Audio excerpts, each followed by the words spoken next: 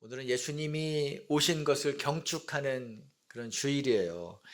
우리나라가 1945년도 해방 직후부터 이 성탄절을 공휴일로 지정을 했더라고요. 1949년도에는 이제 법정 공휴일로 아주 명분화 시켰어요. 그러니까 그때 생각해 보면은 이 복음이 들어온 지가 그렇게 기독교 역사가 오래되지 않았을 때인데 예수님의 오심을 전 국민이 알고 또 축하했다는 것을 알 수 있어요. 그런데 또 한편 생각해 보면 예수님이 왜 오셨는지, 예수님이 오셔서 무슨 일을 하셨는지에 대해서는 또 별로 또 생각하지 않는 경우도 많은 것 같습니다. 우리가 잔치집에 가서 축하도 해주고 식사도 하고 뭐 즐겁게 그날을 보냈는데 이 잔치가 뭐 때문에 열렸는지 무슨 주제인지를 모른다면 그거 참 아이러니한 일이잖아요. 성탄절이 이럴 수 있습니다. 그래서 오늘은 왜 성탄절에 주님이 오셨는지, 왜 우리가 이 날을 기뻐하는지에 대해서 한번 생각해 보려고 합니다. 첫 번째, 예수님이 왜 오셨나요? 예수님이 태어나실 때 천사가 밤에 양떼를 지키는 목자들에게 가서 이 사실을 알려줬어요. 누가복음 2장 10절 11절 한번 읽어봅시다. 천사가 이르되 무서워하지 말라. 보라, 내가 온 백성에게 미칠 큰 기쁨의 좋은 소식을 너희에게 전하노라. 오늘 다윗의 동네에 너희를 위하여 구주가 나셨으니 곧 그리스도 주시니라. 모든 사람이 알아야 될 빅뉴스가 있다고 했어요. 그것은 오늘 그리스도가 태어났다. 즉 메시아, 구원자요 주님이신 분이 오늘 태어났다는 것을 목자들에게 얘기했습니다. 또 이 천사는 요셉에게도 마리아의 뱃속에 지금 있는 아기가 누구인지에 대해서 알려줬어요. 한번 읽어봅시다. 1장 21절 아들을 낳으리니 이름을 예수라 하라. 이는 그가 자기 백성을 그들의 죄에서 구원할 자이심이니라 하니라. 마리아가 성령으로 잉태한 아기는 누구인가? 자기 백성을, 모든 백성을 죄에서 구원할 자다라고 얘기했습니다. 이게 지금 공통점이 뭐예요? 예수님이 뭐로 오셨다고 얘기합니까? 구원자로 오셨다는 것을 얘기해 주고 있습니다. 예수님은 인류가 낳은 위대한 사상가 중에 한 명 정도가 아니에요. 정신적인 좋은 지도자 중에 한 명이 아닙니다. 도덕적인 삶을 어떻게 살아야 되는지 모델을 보여주는 성인 가운데 한 분 정도가 아닌 것입니다. 사랑이 부족한 우리에게 사랑을 주기 위해서 오신 것이 아니에요. 예수님은 우리를 죄에서 건져주기 위해서 오셨고 그 죄의 문제를 해결해 주신 구원자이십니다. 이 말은 바꿔 얘기하면 우리 모두가 죄인이라는 거예요. 현대인들이 가장 싫어하는 말 가운데 하나가 죄인이라는 얘기예요. 우리 복음을 전할 때 당신이 죄인입니다 얘기하면 속으로 반박하거나 아니면 실제로 그 자리에서 반박을 해요. 내가 왜 죄인인가? 나는 지금까지 법의 테두리를 한 번도 벗어나서 산 적이 없는데 나를 왜 죄인이라고 하는가? 몹시 기분 상해합니다. 그런데 성경은 뭐라고 해요? 한 번도 여기에 대해서 양보한 적이 없어요. 모든 사람이 다 죄를 범했다라고 선언합니다. 명백히 선포해요. 의인은 없다. 죄인이 아닌 사람이 한 명도 없다는 거예요. 의인은 한 명도 없다라고 얘기했습니다. 모두가 죄인이라고 이야기합니다. 근데 이 성경이 말하는 죄는 뭐라 그랬어요? 우리 사회 규범이나 도덕, 법규를 어기는 것 정도가 아니라고 그랬어요.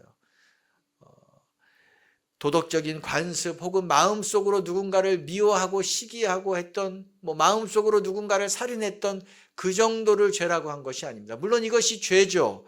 그러나 이것은 죄의 열매예요. 성경이 말하는 죄의 근원은 무엇이죠? 하나님을 하나님으로 인정하지 않는 것.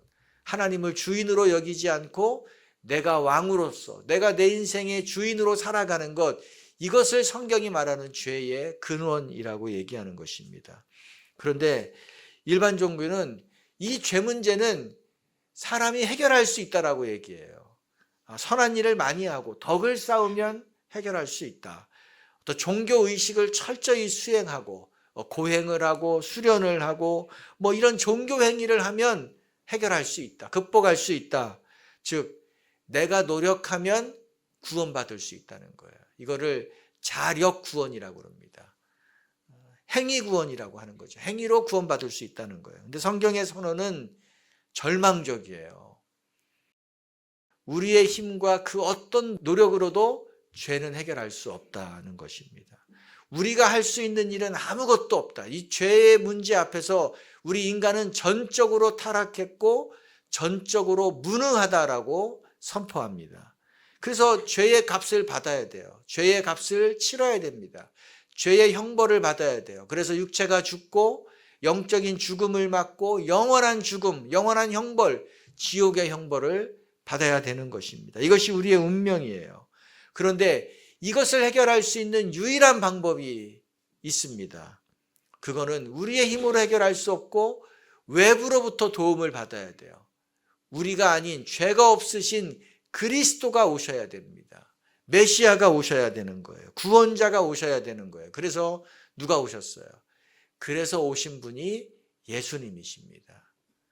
예수님은 우리가 치러야 될 죄의 값을 대신 지시고 우리 대신 그 값을 지불하기 위해서 오신 분이에요. 그래서 예수님을 뭐라고 그럽니까 우리가? 예수는 그리스도시다. 예수는 메시아시다. 예수는 구원자시다라고 말하는 것입니다. 근데 이 예수님이 어떤 방법으로 오셨어요? 오늘 아기로 오셨죠. 빌립보서 2장 6절에서 예수님은 아기로 오셨지만 육체로 오셨지만 그 근본은 하나님의 본체시다 그랬어요. 하나님의 본체다 하는 말은 예수님이 하나님이시다는 말이에요. 하나님이시다. 빌립보서 2장 8절 봅시다. 사람의 모양으로 나타나사 자기를 낮추시고 죽기까지 복종하셨으니 곧 십자가에 죽으심이라. 뭘로 오셨다고요? 사람의 모양으로, 사람의 모습으로 오셨대요. 그러니까 하나님이신 예수님이 사람으로 오셨어요. 이건 놀라운 일입니다. 이것이 바로 크리스마스예요.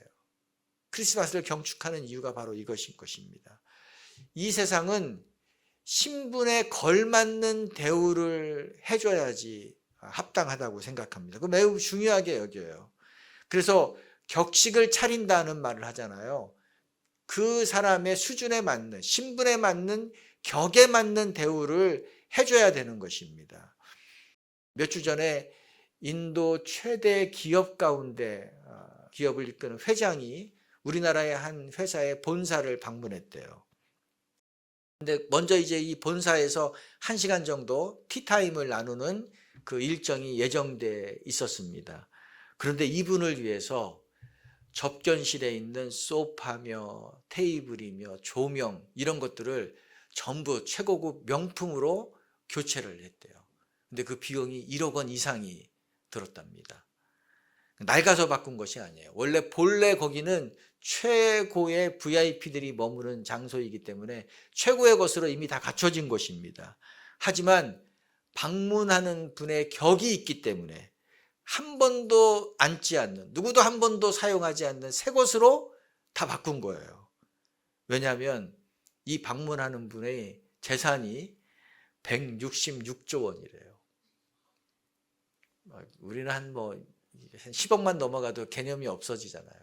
166조 원이래요. 조금 더 설명하면 이분의 막내 아들이 작년에 결혼식을 했는데 그 결혼식 비용으로 1380억 원을 썼대요. 13억을 써도 놀랄 텐데 1380억 원을 결혼식 비용으로 쓴 거예요. 이런 사람이 방문했으니 이거 1시간 차 마시고 가지만 그 공간을 새 것으로 바꾸지 않을 수가 없는 거죠. 그것이 격에 맞는 거예요. 근데 예수님은 어떤가요? 온 세상의 주인이신 왕이신 하나님이 이 땅에 오셨습니다. 1시간 방문하고 가시는 것이 아니라 이 땅에 사시기 위해서 오셨어요. 그럼 어떻게 되나요? 그에 걸맞는 영접, 그에 걸맞는 의전을 해드려야지 마땅하겠죠. 그거를 요구해야지 마땅하겠죠. 근데 예수님의 출생, 예수님이 크리스마스, 예수님이 오신 날인데 예수님의 출생을 보면 전혀 그렇지가 않아요. 최소한 이 당시 최고의 부강한 나라 로마 한복판에 심장부에 오셔야지 그나마 조금 뭐가 좀 이게 어울릴 것 같아요. 근데 예수님은 그 당시 가장 약한 나라, 가장 가난한 나라, 식민지에 불과하고 소수민족에 불과한 이스라엘 땅에 오셨어요. 최소한 뭐 그렇다면 이스라엘의 수도 예루살렘의 어떤 왕실에 왕가에라도 오셔서 거기서 태어나서 거기서 교육받고 거기서 성장해야지 그래도 조금 맞을 것 같아요. 그런데 예수님은 이스라엘에서도 가장 가난한 동네 나사렛에서 자라셨습니다. 나사렛에서 무슨 선한 것이 날 수 있겠느냐라는 속담이 있을 정도로 나사렛은 이스라엘에서 변방의 변방인 곳입니다. 거기서 태어났어요. 자라셨습니다. 게다가 나사렛에서도 가장 가난한 목수의 아들로 태어났습니다. 문간방에서도 태어나지 못하고 마구간에서 태어나셨습니다. 뭐 그래도 개천에서 용이 날 수 있는 확률이 있잖아요. 기대해 볼 수 있습니다. 예수님이 고시공부에서 중앙에 진출했다 이러면 좀 뭔가 반전이 일어날 수 있을 것 같아요. 근데 예수님 어땠나요? 사회적 지위도 없고 영향력도 없는 그냥 블루칼라 목수로 그의 삶을 살아가셨습니다. 하나님이신데 왜 이렇게 하셨을까요? 이게 도대체 무슨 의미가 있을까요? 이것이 우리에게 의미를 주는 것입니다. 어떤 의미입니까? 첫 번째, 예수님께 누구도 올 수 있다는 것입니다. 읽어봅시다. 예수님께 누구든지 올 수 있습니다. 있다는 거예요. 누구든지 예수님에게 올 수 있다는 메시지를 주시는 것입니다. 제가 몇 년 전에 우리 집에 필요한 뭐 가정용품 이런 것들을 사기 위해서 작은 쇼핑센터에 간 적이 있어요. 그리고 나서 이제 몇 달 후에 또 이제 오랜만에 한번 갔습니다. 근데 갔더니 다 바뀌었더라고요. 입구에 가자마자 직원분이 와서 무엇 때문에 오셨습니까? 물어요. 그래서 둘러보러 왔다 그랬더니 무엇을 둘러보십니까? 무엇을 구입하시려고 하십니까? 물으시더라고요. 그래서 그냥 그러더니 안내하겠다고 하면서 우리를 모든 매장을 다 안내를 하는 거예요. 줄곧 따라다니면서 마지막 나갈 때까지 전담 마크를 하는 그런 영접을 받았습니다. 기뻤을까요? 근데 보니까 판매 정책이 바뀐 것 같아요. 제품을 구입할 사람만 오십시오라는 메시지로 들리더라고요. 그러니까 고급화 전략이겠죠. 예전에는 이전에 있었던 뭐 가정용품, 무슨 생활용품, 소품 이런 것들은 이제 판매장 자체가 없어졌어요. 나오면서 제가 우리 아내에게 나는 다음부터 절대로 안 오겠다라고 얘기했어요. 근데 우리 아내도 나도 부담스러워서 오지 않을 거다라고 얘기하더라고요. 그래요. 아니 나를 따라다니는 사람 직원이 하기 너무 미안했습니다. 왜냐하면 나는 구입할 의사가 없는데 나 때문에 시간 보내고 그 구입할 사람 영접했으면 뭐 인센티브도 받고 했을 텐데 너무나 미안해서 못 오겠어요. 그러니까 격에 맞지 않는 장소나 격에 맞지 않는 사람을 만나고 다가가는 것은 매우 힘든 일이에요. 부담스러운 일입니다. 그렇죠? 근데 만약 예수님이 로마 왕실에서 태어나서 또 명품을 두르고 또 이 신동으로 소리를 들으면서 아주 그런 최고의 교육을 받으면 승승장구하는 분으로 이 땅에 오셨고 그렇게 쭉 살아가셨다면 어땠을까요? 저처럼 평범한 사람은 감히 다가가고 싶은 마음이 없을 거예요. 왜냐하면 태생부터 나와 다른 존재잖아요. 태생부터 나와 다른 존재이기 때문에 거리감이 있다고요. 그런데 예수님은 어떻습니까? 우리와 같은 사람으로 오셨어요. 아니 우리보다 못한 모습으로 오셨습니다. 가장 낮은 자리에서 오셨어요. 그래서 누구든지 다가갈 수 있는 거예요. 누구든지 다가갈 수 있습니다. 이사야서 55장 1절을 한번 읽어봅시다. 세 번역입니다. 너희 모든 목마른 사람들아 어서 물로 나아오라. 돈이 없는 사람도 오너라. 너희는 와서 사서 먹되 돈도 내지 말고 값도 지불하지 말고 포도주와 젖을 사거라. 예수님께 오는 사람은 돈이 없어도 된다라고 말씀했어요. 아무런 자격 조건이 필요 없다라고 말씀하신 것입니다. 지금의 삶이 엉망이고 망가졌어도 괜찮다. 이전에 네가 어떤 죄를 죄 가운데 있었어도, 어떤 죄를 지었어도 상관이 없다.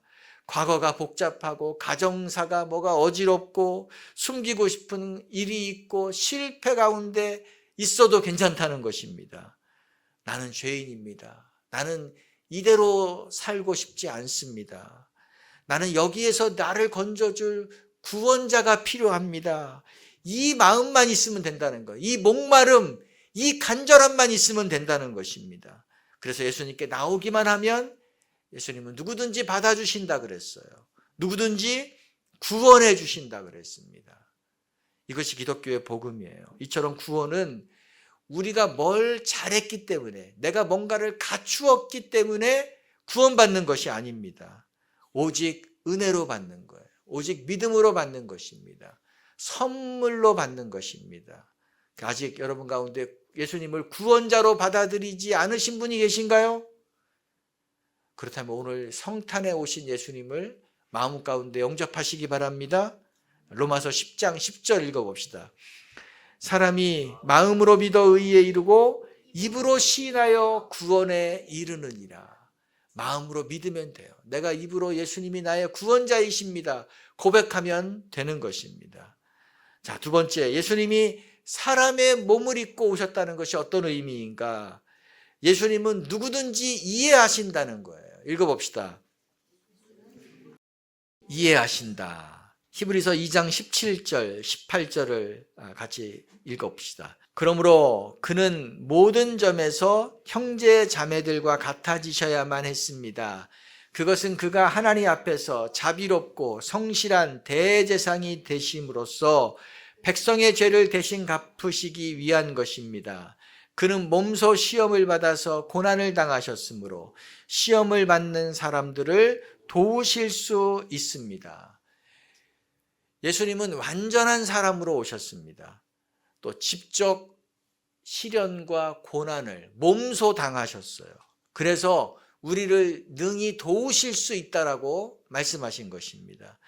예수님은 우리가 겪는 어려움보다 더 중한 것들을 경험하셨어요. 이미 경험하셨습니다. 그리고 그것을 이기셨어요. 그렇기 때문에 우리를 도우실 수 있다는 거예요. 우리가 너무 힘든 일을 겪으면 그거에 대해서 말하는 것조차 힘들잖아요. 누구에게 그 설명하는 것조차 안 하려고 합니다. 해봤자 이해를 못하기 때문에 입을 다물고 있다고요. 그런데 나와 똑같은 일을 겪은 사람을 만나면 달라져요. 그러면 그 사람 앞에서는 얘기를 하게 돼요. 또 그분이 하는 말이 나에게 위로가 됩니다. 실제적으로 내가 위로를 받아요. 우리 아내가 6년 전에 오십견이 와서 아주 고생을 했는데 옷도 혼자 못 입고 머리도 혼자 못 감고 박수 치는 사람이 가장 부럽다는 얘기를 계속 하더라고요. 찬양을 할 때 박수가 안 된대요. 깁스를 한 것처럼 몸이 이렇게 로봇팔처럼 굳어 있다는 거예요. 저는 어깨가 아파본 적이 없기 때문에 그게 도대체 이해가 안 됐어요. 사실 공감도 잘 안 됐어요. 근데 요즘 제 친구나 제 친구의 아내들 가운데 만나면 50견 환자들이 이렇게 막 늘어나고 있더라고요. 같이 모이면 50견 환자들은 불꽃이 튀어요. 자기들끼리 모여가지고 서로 얼마나 힘드냐, 얼마나 고생이 많냐 서로 위로해 줍니다. 그리고 경험을 안 해본 사람은 그거 모른다 그러면서 어떻게 하면 좋아질 수 있다, 어떻게 하면 낫는다, 이렇게 좋은 정보도 이야기해 주고, 그러니까 이전에 없던 그분들이 아주 자기들끼리의 특별한 전우회가 형성이 되더라고요. 자연스럽게. 아, 그렇구나. 깊은 고통을 겪은 사람만이 그 마음을 이해할 수 있는 것이구나. 같은 고통을 겪은 사람만이 그 마음을 이해할 수 있는 거예요. 근데 예수님은 어떤가요? 우리가 당하는 고통, 우리가 당하는 어려움, 그것이 무엇이든지 간에 예수님은 이미 다 그것을 겪으셨어요. 우리 가운데 가난이 있을 때, 가난을 지날 때 얼마나 힘든가요? 이 통장에 잔고가 있으신 분들은 이런 마음을 잘 몰라요. 가난의 어려움, 압박감을 모른다고요. 근데 예수님은 평생 가난하게 지내셨어요. 가난하게 사셨어요. 여우도 굴이 있고 공중에 새도 집이 있지만 나는 머리 둘 곳이 없다라고 말씀하셨습니다. 예수님은 집이 없으셨어요. 그래서 집이 없는 분들의 마음을 아세요. 예수님의 제자들은 얼마나 배가 고팠는지 안식일 날 지나가다가 벼이삭을 훑어서 먹었다니까요. 그래서 그거 이 생이삭이잖아요. 얼마나 배가 고프면 그거 먹었겠어요. 또 그거 먹는 거 들켜가지고 나중에 곤욕을 치릅니다. 예수님과 제자들이 그렇게 어렵게 살았다는 것을 우리가 알 수 있는 것입니다. 그래서 우리가 겪는 가난, 우리가 겪는 그 빈곤함, 이거를 예수님이 이해하시고 이거를 도와주실 수 있는 분이신 것입니다. 예수님은 사람들에게 사랑을 주셨죠. 마음을 주셨어요. 함께 해주셨고 끝까지 섬기고 헌신해 주셨습니다. 그런데 정작 예수님 자신이 어려움을 당할 때 어땠나요? 사람들이 다 떠났어요. 혼자 남는 아픔, 고통을 겪으셨습니다. 심지어 하나님께로부터도 버림받으셨어요. 그래서 그런 기도하시죠. 하나님 어찌하여 나를 버리십니까? 라고 탄식하는 기도를 드리셨을 정도입니다. 그래서 예수님은 우리가 외면당하는 고통을 아십니다. 우리가 나 혼자 떨어져 있는 것과 같은 그런 고립되어 있는 것과 같은 그런 외로움을 아세요. 오해받는 그런 고통을 아시는 것입니다. 그 우리를 위로해 주실 수 있는 분이에요. 또 예수님이 어떤 일을 겪으셨습니까? 십자가에서 하나님 내가 이 십자가를 지는 것만큼은 내가 피하고 싶습니다. 이건 안 하게 해 주십시오라고 간절히 기도했어요. 그런데 어떻게 됐나요? 응답 받았나요? 응답받지 못했어요. 하나님으로부터 거절당했어요. 우리가 오랫동안 기도했고 우리가 간절히 기도했는데 그 기도가 응답되지 않고 거절당했을 때의 그 실망감, 이거를 주님이 아신다는 거예요. 주님이 겪으셨거든요. 심지어 예수님은 죽기까지 하셨습니다. 영혼이 떠나니라, 실제로 죽으셨어요. 온 세상이 어둠에 휩싸이는 그 공포를 예수님이 직접 겪으셨습니다. 그래서 우리가 죽을 것만 같은 그 순간의 아픔, 그런 힘듦을 예수님이 아세요. 예수님이 그 시간을 지나셨거든요. 예수님은 이 모든 것을 경험으로 아시기 때문에 실제로 우리를 도우실 수 있다는 것을 여러분 믿으시기 바랍니다. 우리를 위로해 주실 뿐만 아니라 또 이것을 벗어날 수 있는 길도 우리에게 알려주시는 것입니다. 제가 예전에 한번 얘기한 것 같아요. 한 소년이, 제가 책에서 읽었습니다. 한 소년이 강아지를 너무 기르고 싶어서 애견샵에 갔어요. 주인이 이제 여러 마리의 강아지를 보여줍니다. 소년은 이제 한 마리씩 들어보면서 자세하게 이제 살펴보는 거예요. 강아지의 모습을. 주인에게 마음에 드는 강아지를 골랐다고 얘기했어요. 제가 용돈을 모아서 사러 오겠습니다. 그러자 주인이 여기에 있는 강아지는 잘 팔리기 때문에 빨리 와야 살 수 있다라고 얘기했어요. 그러자 소년이 제가 고른 강아지는 그때까지 있을 겁니다. 염려하지 않습니다. 그렇게 대답하고 갑니다. 집에 가서 이제 부모님을 도와요. 잔디도 깎고 구두도 닦아주고 유리창도 닦고 이래서 용돈을 계속 모아서 이제 그 강아지를 살 수 있는 값이 되어서 애견샵에 달려갔습니다. 주인에게 제가 돈을 가져왔습니다. 그러니까 그래, 네가 갖고 싶은 강아지를 이제 가져가라 라고 얘기합니다. 근데 소년이 달려가더니 주저없이 뼈가 앙상한, 갈비뼈가 보이는, 또 이 온전히 걷지 못하는, 절름거리는 그 강아지를 데려가는 거예요. 주인이 놀라서 얘기합니다. 그 강아지는 안 된다. 그 강아지는 아니야. 그건 지금 장애가 있고 건강하지 않아. 너하고 함께 놀아줄 수 없어. 산책할 수 없어. 네가 공을 던져도 그 강아지는 공을 물고 너에게 갖다 줄 수 없어. 다른 거 골라라고 얘기합니다. 건강한 강아지 중에서 골라라라고 얘기해요. 그러자 소년이 아닙니다. 저는 이 강아지를 꼭 살 것입니다. 하고서 안고 갑니다. 주인이 말리려고 했지만 이 소년의 뒷모습을 보고서 이해가 됐어요. 입을 꾹 다물게 됐습니다. 왜 그런가요? 소년의 바지 밑으로 의족이 보였어요. 왜 이 소년은 그 많은 강아지 가운데 하필이면 다리가 불편한, 건강하지 않은 장애를 가진 강아지를 선택했나요? 왜 그랬죠?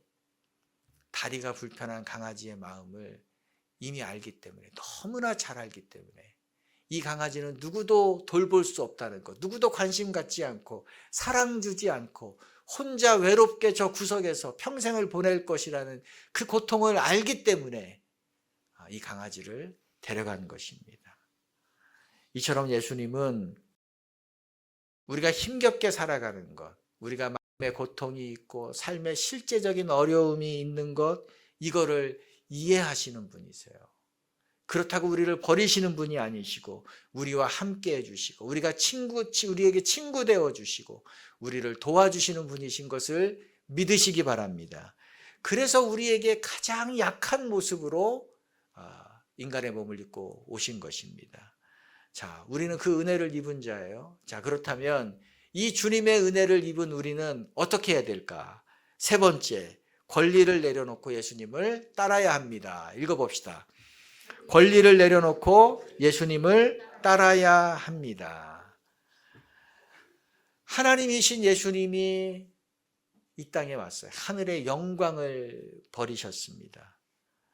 이 땅에 오셔서, 이 지저분한 이 땅에 오셔서 잠시 계신 것이 아니라 33년이나 사셨어요.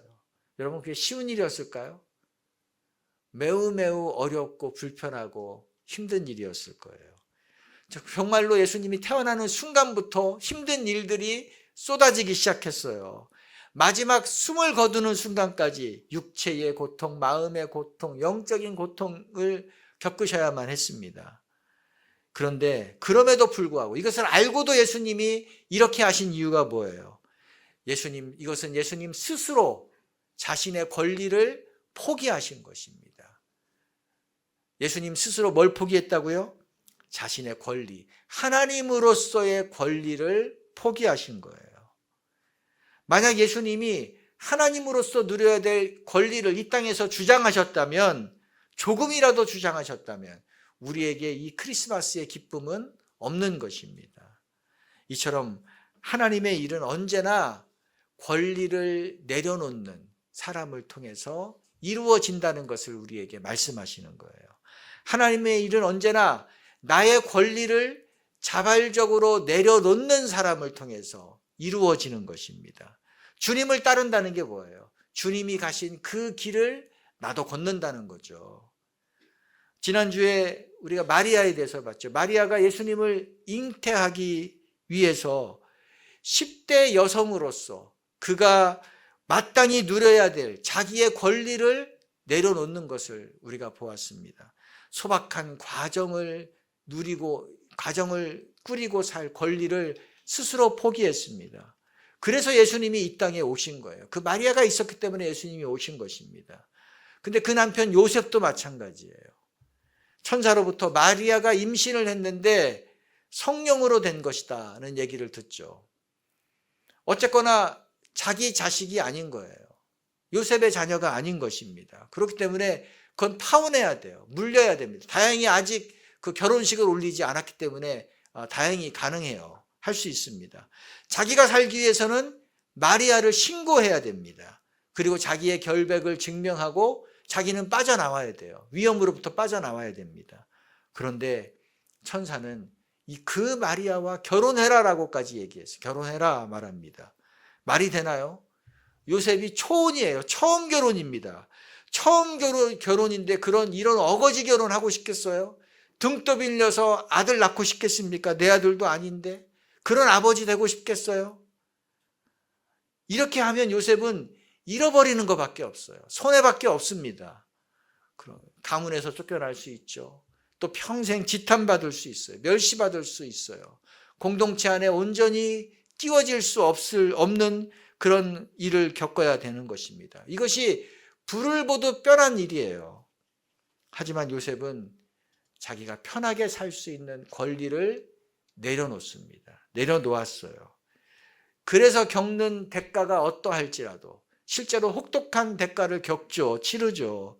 감당했습니다. 예수님 태어나자마자 그 헤롯이 죽이려고 하니까 어떻게 했습니까? 그 어린 예수님을 데리고 이집트로 피신을 해서 거기서 난민으로 삶을 살아갔어요. 얼마나 힘듭니까? 내가 살고 있는 터전을 다 놓고 난민으로 가서 살았다니까요. 그런 대가를 치른 것입니다. 사도행전은 우리 믿음의 선조들, 하나님 앞에서 자기의 권리, 마땅히 누려야 될 자기의 권리를 포기한 우리 믿음의 선배들의 이야기라고 할 수 있을 것 같아요. 성도들은 예루살렘에서 안정되게 살 수 있는 권리를 스스로 포기했습니다. 그리고 사방으로 흩어져서 복음을 전했어요. 그들에 의해서 복음이 확산된 것입니다. 베드로는 어떤가요? 예수님의 후계자, 두 번째 최고의 지도자, 그 당시 최고의 영적 지도자로서의 자리를 잃어버릴 수 있는, 지위를 잃어버릴 수 있는 대가를 치릅니다. 그거를 지불하고 감히 이방인 고넬료를 만나러 가요. 고넬료 집에 들어갑니다. 그 당시 그렇게 하면 어떤 일이 벌어지는지 우리가 알잖아요. 그래서 이방인에게 복음을 전하는 그 물꼬를 트는 일을 베드로가 했습니다. 자기의 권리를 포기했기 때문에 이방인에게 복음이 전해지는 일이 일어난 것입니다. 바울은 크고 부요한 안디옥 교회에서 안정되게 사역할 수 있었어요. 인정받으면서 사랑받으면서 사역할 수 있었습니다. 그렇게 하고 있었어요. 그런데 그 권리를 내려놓았습니다. 그리고 우상의 땅으로 들어가요. 1차 전도행, 2차 전도행, 3차 전도행, 마지막에 로마까지도 그가 들어갑니다. 이로 인해서 이방 땅에 수많은 하나님의 교회들이 세워졌고 하나님의 일꾼들이, 사람들이 일어난 것입니다. 무엇을 얘기해요? 이 모든 것들이 저절로 된 것이 하나도 없다는 거예요. 예수님처럼 자기의 권리를 내려놓은 사람을 통해서 이루어진 것입니다. 그리고 그것을 위해서 대가를 지불한 우리 성도들에 의해서, 믿음의 선배들에 의해서 이루어진 것입니다. 성탄에 오신 예수님을 따른다는 것이 뭐예요? 그 말로 하는 것이 아니에요. 말로 되는 것이 아닙니다. 주님 때문에 나의 권리를 포기한 것이 있어야 되는 것입니다. 그것이 있는 사람이 주님을 따르는 사람인 줄로 믿습니다. 주님 때문에 나의 권리를 포기한 것으로 나타나는 거예요. 내가 주님을 따른다는 것은. 내가 원하는 것을 하나님이 들어주지 않아서 나는 신앙을 버렸습니다 라고 말하는 분들이 점점 많아지는 것 같아요. 나는 예수님을 믿어줬는데도 내 삶이 내 뜻대로 되지 않아서 나는 끊었습니다. 포기했습니다. 그렇게 말하는 사람들도 많아요. 예수님을 따르면 편할 줄 알았는데 오히려 그렇지 않고 어려운 일만 생겨서 나는 실망했습니다 라고 말하는 분들도 많습니다. 반면에 내가 원하는 것을 포기하고 주님을 따르고 있습니다. 주님을 따랐습니다 라고 말하는 분들은 의외로 점점 적어지는 것 같아요. 내가 누릴 수 있는 권리가 있고 내가 주장할 수 있는 권리가 있지만 나는 그것을 내려놓고 주님을 따랐습니다. 주님을 따르고 있습니다. 이런 고백이 있어야 될 줄로 믿습니다. 이 세상은 누린 것이 많은 사람이 부러움의 대상이잖아요. 누린 것이 많고 또 그래야지 자랑할 거리가 있는 거예요. 근데 하나님 앞에서도 그럴까요? 하나님 앞에서는 다를 것 같아요. 하나님은 우리에게 그래 네가 이룬 것이 무엇이냐라는 것을 묻기 전에 그래 너는 나 때문에 너의 권리를 포기한 것이 무엇이냐라고 우리에게 물으실 것 같아요. 성도는 주님 때문에 포기한 것이 많은 사람입니다. 따라합시다. 성도는 주님 때문에 포기한 것이 많은 사람입니다. 이게 그리스도인이에요. 저도 포기한 것이 계속해서 많은 사람이 되고 싶습니다. 또 그것을 위해서 조금이라도 애쓰려고 노력을 하고 있어요. 하지만 이것은 우리 시대의 문화가 아니에요. 우리 시대의 사조를 거스리는 일입니다. 거스리는 일이에요. 그렇게 사는 사람 없어요. 그러나 이것이 믿음의 길이기 때문에 이 길을 갈아가는 것입니다. 저는 우리 성도님들을 생각할 때마다 여러분들이 지금 여기에 있는 것, 지금 이곳에 있는 것, 이것은 하나님 앞에서 권리를 포기하고 계신 거다. 마음이 들어요. 우리 어린이들도 청소년, 청년들도 하나님 앞에서의 권리를 포기했기 때문에 여기 있는 거다라는 그런 마음을 갖습니다. 넓은 길이 있고 편한 길이 있고 쉬운 길이 있고 그것을 얼마든지 갈 수 있지만 하나님의 교회를 세우기 위해 그 길을 마다하는 거예요. 대가를 오히려 지불하고 있는 것입니다. 하나님이 이것을 귀하게 보세요. 귀하게 보시고 갚아 주실 것입니다. 예수님이 하나님으로서의 권리를 내려놓으시고 우리를 위한 희생 제물로 돌아가셨을 때 그 마지막이 어땠습니까? 그래서 그 후에 어떤 일이 벌어졌습니까? 빌립보서 4장 10절 11절 읽어봅시다. 그리하여 하늘과 땅 위와 땅 아래에 있는 모든 것들이 예수의 이름 앞에 무릎을 꿇고 모두가 예수 그리스도는 주님이시라고 고백하여 하나님 아버지께 영광을 돌리게 하셨습니다. 아버지 하나님은 예수님을 헛되게 하지 않으셨다는 거예요. 예수님을 죽음에서 일으켜서 우리의 구원의 주가 되게 하셨습니다. 그리고 하늘과 땅에 있는, 땅 아래에 있는 모든 것들이 예수님을 경배하고 예수님께 영광을 돌리게 하셨다는 거예요. 이 광경이 상상이 되시죠? 근데 주님을 따르는 우리에게도 이런 일이 일어날 것입니다. 이렇게 하실 것을 믿습니다. 우리의 삶을 헛되게 하지 않으실 거예요. 그러므로 우리가 주님 앞에서 포기한 권리는 그거는 손해가 아닙니다. 그건 거룩한 손해예요. 어떤 분은 찬란한 손해다라는 표현을 했더라고요. 영광되게 하실 거라는 거예요.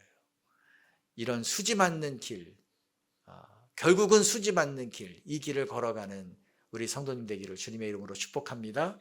아멘. 같이 기도합시다. 오늘 예수님이 인간의 몸을 입고 사람의 몸을 입고 오셨습니다. 가장 약한 모습으로, 어린아이의 모습으로, 또 가장 가난한 나라의 가난한 동네에 가난한 사람의 몸을 통해서 오셨습니다. 누구든지 예수님께 올 수 있다는 것을 또 우리에게 알려주신 거예요. 그래서 예수님의 이 땅에 오신 것을, 구원자로 오신 예수님을 천사가 알려준 그 대상들도 낮은 자들이었어요. 목자들이었습니다. 누구도 주목하지 않는 한밤에 있는 그 목자들을 통해서 예수님이 구원자이신 것을 알려주셨어요. 저 동방에 이름 없는 그 박사들을 통해서 예수님이 경배를 받으셨습니다. 그리고 그 예수님은 우리를 이해하십니다. 예수님이 이미 죽기까지 고난을 당하셨기 때문에 우리의 마음을 아십니다. 우리의 어려움을 아십니다. 남몰래 흘리는 우리의 눈물을 아십니다. 우리의 압박감을 아세요. 우리의 그 침통함을 아십니다. 그 주님께 나아가면 주님이 우리를 도와주시는 것입니다. 우리는 그 좋은 주님, 그 은혜의 주님, 우리가 해결할 수 없는 죄의 문제를 해결해 주신 그 구원자 되신 주님을 만나는, 또 그 주님을 고백하는 그 믿음을 갖게 되었습니다. 선택받은 자인 것입니다. 어떻게 해야 된다고 그랬습니까? 이제 주님께서 하늘의 권리를, 하나님의 권리를 내려놓고 가장 낮은 이 땅 가운데 오셨듯이, 우리를 섬기기 위해 오셨듯이, 이제 우리는 그 주님을 따르기 위해서 우리가 가진 권리를 내려놓고 그 대가를 지불하며 주님을 따라야 된다는 것입니다. 편리한 길이 아닐지라도, 어려운 길일지라도 주님이 말씀하시면 마리아처럼, 요셉처럼, 바울처럼, 베드로처럼, 우리 믿음의 선조들처럼 우리가 그 길을 걸어가는 것입니다. 주님, 우리가 기도할 때 내가 하나님 그렇게 하겠습니다. 구원자로 오신, 나를 구해주신 그 주님의 은혜에 감사합니다. 이제 그 주님처럼 나도 주님을 따르는 자가 되겠습니다. 내가 누려야 될 항목을 세는 것이 아니라, 내가 더 가져야 될, 내가 더 편안함을 추구하는 것이 아니라, 하나님 앞에 내가 내려놓아야 될 것이 무엇인지, 주님을 따르기 위해서, 주님의 말씀에 순복하기 위해서 그 어떤 것도 포기하며 주님을 따르겠습니다. 우리가 감사와 결단의 기도를 드리며 나아갑시다. 하나님 아버지, 감사합니다. 주님이 우리에게 이 땅에 아기 예수로 오신 거 감사합니다. 구원자로 오신 거 감사합니다. 그래서 죄로 죽었던 우리를 살려주셨습니다. 영원히 형벌받아야 될 우리를 살려주셨습니다. 하나님, 이 큰 은혜를 하나님 이제 지식으로 아는 것이 아니라 가슴으로 알게 도와주십시오. 하나님, 가장 무지렁이 같은 저희들을 건져주셨습니다. 이제 그 주님께서 하늘의 영광을 버리시고 가장 고귀한 것까지 내려놓고 우리를 위해서 희생하신 것처럼 아버지, 저희도 주님을 따르게 도와주십시오. 우리의 권리를 어떻게 하면 포기할 것인가? 어떻게 하면 내가 누려야 될 권리를 주장하지 않을 것인가? 하나님 앞에 굴복할 것인가? 대가를 지불하며 사는 것, 그 고통일지라도 주님께서 죽기까지 복종하신 것처럼 저희들에게도 주님의 십자가를 지고 주님을 따르는 그 길을 기꺼이 걸어가는 자들이 되게 도와주시옵소서. 그런 자에게 주시는 영광이 있다고 했습니다. 하늘의 영광이 있다고 하셨고, 모든 그 온 족속이 다 주님께 영광 돌리며 감사를 표했던 것처럼 하나님께서 우리의 수고와 우리의 그 애씀 가운데 하나님 빛나는 상급으로, 빛나는 위로와 축복으로 우리를 갚아주실 것을 기억하며 하나님 그 길을 걷게 도와주시옵소서. 담대하게 걷게 도와주시옵소서. 타협이 아니라 하나님 외골수와 같은 믿음을 저희에게 허락하여 주시옵소서. 하나님, 무엇을 더 누릴까가 아니라 무엇을 더 주 앞에 드릴까를 하나님 생각하며 하나님의 교회와 가정과 하나님이 주신 사람들을 세우는 일에 우리가 헌신하게 도와주시옵소서. 죄 가운데 있는 것은 어둠 가운데 있는 거예요. 죽음 가운데 있는 것입니다. 실제로 죄로 죽었던 저희들이었습니다. 그런데 주님이 오셨다, 예수님이 오셨다는 것은 우리를 살려주셨다는 것입니다. 그래서 우리는 살림을 받았습니다. 새 생명을 얻었습니다. 영원한 생명을 얻었습니다. 그래서 우리는 이 주님을 기뻐하는 것입니다. 그래서 우리가 마지막 찬양으로 기쁘다 구주 오셨네, 기쁨의 주님이 오신 것, 이 주님을 한번 찬양합시다. 그리고 나도 이 주님의 기쁨을 알리는 삶을 살겠습니다. 고백하며 결단하며 찬양하겠습니다. 기쁘다 구주 오셨네, 기쁘다 구주 오셨네, 난 백성 맞으라 교회여 다 일어나 나 찬양하여라, 나 찬양하여라, 나 찬양하여라. 구세주 탄생했으니 나 찬양하여라. 이 세상에 만물들아 다 화답하여라, 다 화답하여라, 다 화답하여. 온 세상 죄를 사하려 주 예수 오셨네. 죄와 슬픔 몰아내고 다 구원하시네, 다 구원하시네, 다 구원하시네. 은혜와 진리 되신 주 다 주관하시니 한국 백성 구주 앞에 다 경배하여라, 다 경배하여라, 다 경배하여라. 아멘. 기도하겠습니다.